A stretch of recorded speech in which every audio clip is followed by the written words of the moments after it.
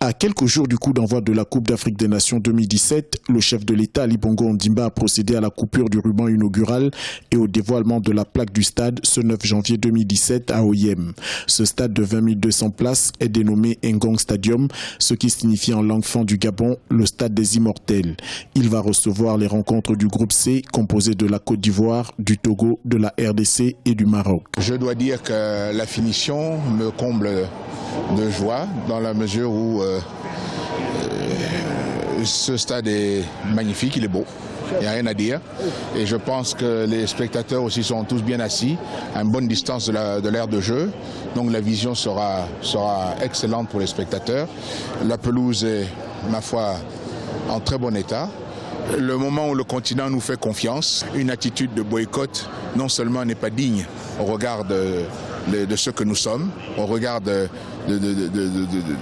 notre nation, la fierté nationale, nous devons nous montrer dignes de la confiance des autres Africains. Et ce n'est pas en boycottant que l'on montre sa grandeur. De nombreux appels au boycott de cette 31e édition de la Coupe d'Afrique des Nations fusent sur la toile.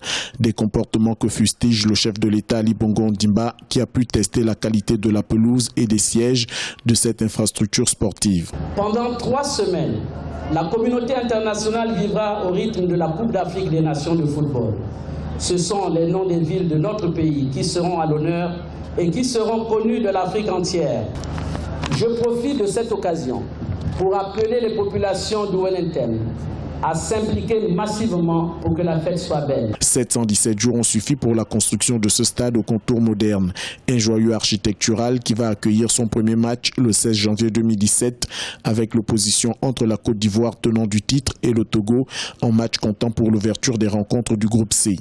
Le second match du groupe C opposera la RDC au Maroc.